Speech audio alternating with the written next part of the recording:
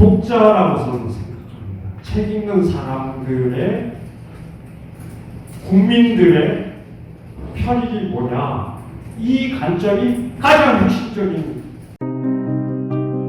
오는 11월 개정을 앞둔 도서정가제를 두고 출판 문화계에 비상이 걸렸습니다. 지난 7일 작가협의회, 출판계, 독립책방 등 유관단체들이 대책위를 구성하고 19일 기자회견을, 20일엔 토론회를 열며 연일 목소리를 냈는데요.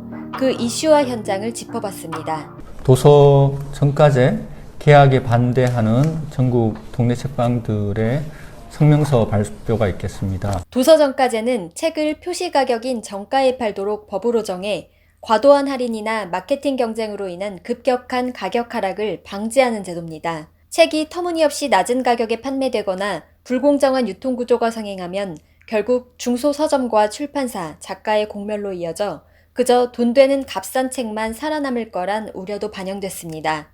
문화 선진국으로 불리는 유럽과 OECD 회원국 대부분이 시행하고 있습니다. 우리나라도 출판문화산업진흥법을 제정해 2003년부터 도서정가제를 시행해 왔습니다. 당시 벤처붐과 함께 꿈틀대던 IT 기업의 성장을 돕기 위해 온라인 판매 등에서 약간의 혜택을 주기도 했습니다. 그런데 이 틈을 파고든 대형 온라인 서점은 정가 판매에 예외로 규정된 발행일로부터 18개월이 지난 책을 헐값에 팔아치우기 시작했습니다. 신간에 법적으로 허용된 할인율이 10%였는데 1년 반만 지나면 80~90%까지 값을 깎은 겁니다. 문제가 표면화한 건 2014년. 대형 온라인 서점의 베스트셀러 순위는 모조리 할인율 높은 책이 차지하기 시작했고 작품성 있는 신간은 제대로 홍보조차 되지 못하고 밀려났다는 게 당시 출판 문화계와 정부의 공통된 인식이었습니다. 이에 주무부처인 문화체육관광부는 법을 개정해 신간과 구간 할인율을 동일하게 15%로 제한했습니다.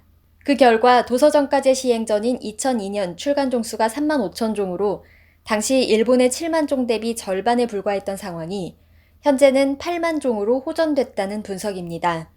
우후죽순 폐업하며 자취를 감췄던 동네의 작은 책방, 소위 독립서점도 제도 실효성이 강화된 2014년을 기점으로 550여 개가 새로 생겨났다는 통계도 나왔습니다. 이런 가운데 오는 11월 20일로 예정한 개정 시점을 앞두고 출판문화계와 문체부는 민관협의체를 구성해 논의해왔습니다. 출판법상 도서정가제 관련 조항은 3년마다 그 타당성을 검토해 폐지, 완화 또는 유지 등의 조치를 하도록 규정했기 때문인데 최근까지 민관협의체에서 대체로 현행 제도를 유지하는 방향으로 가닥을 잡아오다 돌연 문체부가 전면 재검토를 통보했다는 게 출판문화계 측 주장입니다. 적어도 현재 도서정가제는 충분하지는 않지만 작가, 출판사, 작은 서점 등 독립서점 등이 상생할 수 있는 최소한의 안전장치입니다. 도서는 시장 경제 대상이 아니고 정신문화의 모체입니다. 오히려 도서정가제를 강화하는 지원책이 필요합니다. 책 읽는 사람들의, 국민들의 편익이 뭐냐, 이 관점이 가장 핵심적인 관점입니다. 독자의 편익이라고 하는 것은 책값이 싸다고 생기는 게 아닙니다. 지금 코로나 기후이기 때문에 온 나라, 온 세계가 난리인데 이럴 때 예를 들면 기후위기와 관련된 책을 하나 봐야겠다. 코로나에 관한 책을 봐야겠다.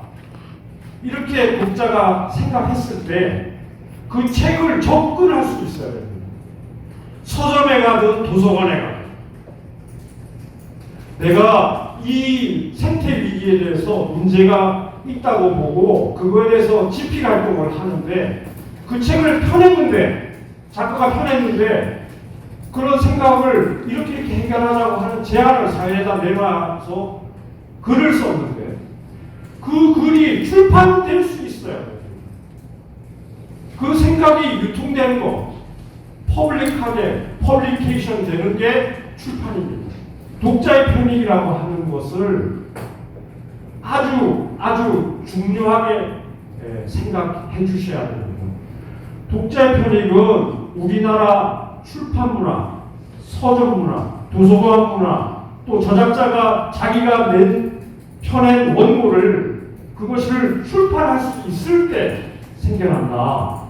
이와 관련해 문체부는 소비자 후생을 추가 제고할 방향이 있는지 종합하자는 것이라고 설명했습니다. 해지를 한다거나 이런 쪽으로 검토를 하고 있는 건 아니고 민간협의체 합의안을 고려를 아예 안 하겠다 이런 입장도 아니고요. 국민청원까지 들어올 정도로 국민들이 많이 관심을 가지고 후생과도 연관이 되어 있는 상황인 만큼 소비자의 후생을 또 조금 더 제거할 수 있는 방안이 있는지 추가적으로 의견 수렴을 거쳐서 두 가지를 좀 종합해서 개선안을 마련한다라는 게 일단 기본적인 입장입니다. 특히 지난해 도서정가제를 폐지해달라는 청와대 국민청원이 20만 명 이상의 동의를 받은 점이 부담입니다.